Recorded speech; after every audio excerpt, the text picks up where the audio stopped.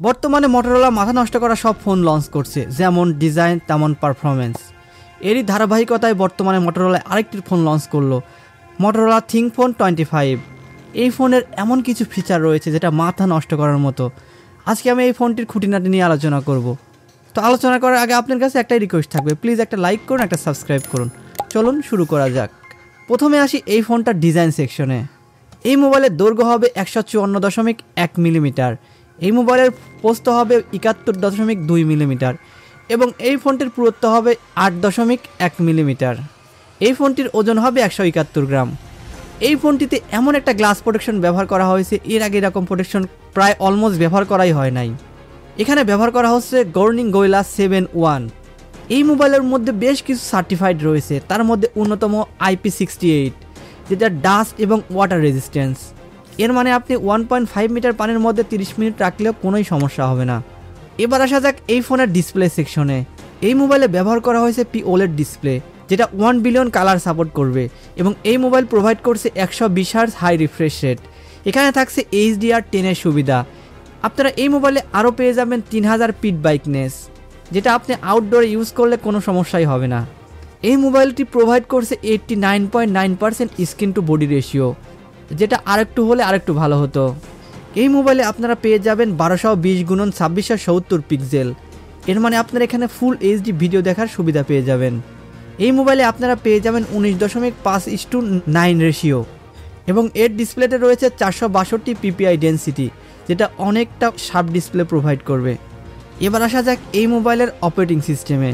এই মোবাইলে ব্যবহার করা হয়েছে অ্যান্ড্রয়েড 14 এবং এই মোবাইলে পেয়ে যাবেন 5 মেজর অ্যান্ড্রয়েড আপগ্রেড। এই মোবাইলে ব্যবহার করা হয়েছে মিডিয়াটেক ডায়মন্ডসিটি 7300 সিরিজের এবং এর ফ্যাব্রিকেশন 4 ন্যানোমিটার, তার মানে এটা যথেষ্ট একটা শক্তিশালী প্রসেসর। এই মোবাইলের CPU কোর হিসাবে থাকছে অক্টা কোর এবং এখানে GPU হিসাবে থাকছে মালি G615MC2, যেটা এই প্রসেসরের সাথে ভালো একটা কম্বিনেশন করবে, যার কারণে আপনি ভালো একটা গেমস খেলতে পারবেন বা ভালো পারফরমেন্স পাবেন। এই মোবাইলে আপনারা পাবেন না কার্ড স্লটের মতো সুবিধা, বাট এখানে ইনবিল্ট আছে 256 GB মেমোরি এবং র্যাম হিসাবে থাকছে 8 GB। এখানে একটি ভ্যারিয়েন্টই বাংলাদেশে অ্যাভেলেবল, 8 GB 256 GB। যেহেতু ফোনটি বাংলাদেশে এখনও লঞ্চ হয়নি, লঞ্চ হতে হতে আরও কোনো ভেরিয়েন্ট আসতেও পারে। এই মোবাইলের ক্যামেরা সেকশনে অনেক ইমপ্রুভমেন্ট করা হয়েছে। এখানে মেইন ক্যামেরা হিসাবে থাকছে 3টা ক্যামেরা, এখানে ওয়াইড অ্যাঙ্গেল হিসেবে থাকছে 50 মেগাপিক্সেলের ক্যামেরা, এখানে আরও থাকছে 10 মেগাপিক্সেলের টেলিফোটো লেন্স, যার মাধ্যমে আপনারা খুব ভালো একটা ছবি পেয়ে যাবেন এবং জুমিংয়ের সুবিধা পেয়ে যাবেন। এখানে থাকছে 3x অপটিক্যাল জুমের সুবিধা এবং এখানে ব্যবহার করা হয়েছে 13 মেগাপিক্সেলের আলট্রা ওয়াইড ক্যামেরা। এখানে সেলফি ক্যামেরায় শুধুমাত্র একটি ক্যামেরায় ব্যবহার করা হয়েছে, বাট ক্যামেরাটার সাইজ হবে 32 মেগাপিক্সেল। 32 মেগাপিক্সেল ক্যামেরা দিয়ে আপনি খুব ভালো সেলফি তুলতে পারবেন। যারা সেলফি লাভার আছে তাদের জন্য এই ফোনটি প্লাস পয়েন্ট হতে যাচ্ছে। এখানে সাউন্ড হিসাবে থাকছে স্টেরিও স্পিকার, আপনারা এখানে কোনো ডলবি সাউন্ডের সুবিধা পাবেন না। এখানে যদি ডলবি সাউন্ডের সুবিধা থাকতো তাহলে আরও একটু ভালো হতো। এখানে থাকছে না 3.5 মিলিমিটার হেডফোন জ্যাক।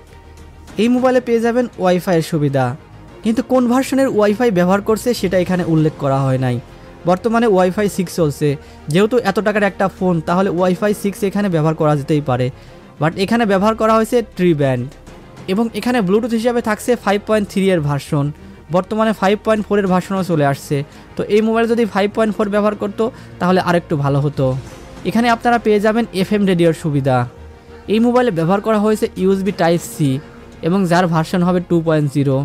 এখানে বেশ কিছু সেন্সর ব্যবহার করা হয়েছে, এর মধ্যে অন্যতম হচ্ছে ফিঙ্গারপ্রিন্ট সেন্সর এবং এই ফিঙ্গারপ্রিন্ট সেন্সরটা অবশ্যই আন্ডার ডিসপ্লে এবং এর অপশন হবে অপটিক্যাল সেন্সর এবং এখানে আরও থাকছে gyroscopy sensor, proximity sensor, compass sensor ইত্যাদি। এবং এই মোবাইলে আপনারা পেয়ে যাবেন স্মার্ট কানেক্ট সাপোর্ট। এবার আসা যাক এই ফোনের ব্যাটারি সেকশনে।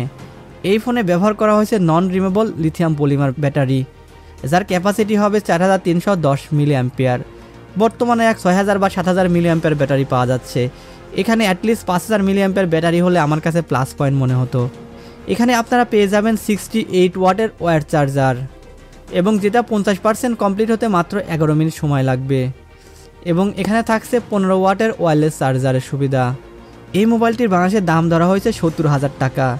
তো 70,000 টাকার মধ্যে এই ফিচারগুলো আপনার কাছে আদৌ গ্রহণযোগ্য নাকি এর চেয়ে বেশি আপনারা এক্সপেক্ট করেন, কমেন্টে বলতে পারেন। তো আজকের মতো এতটুকুই।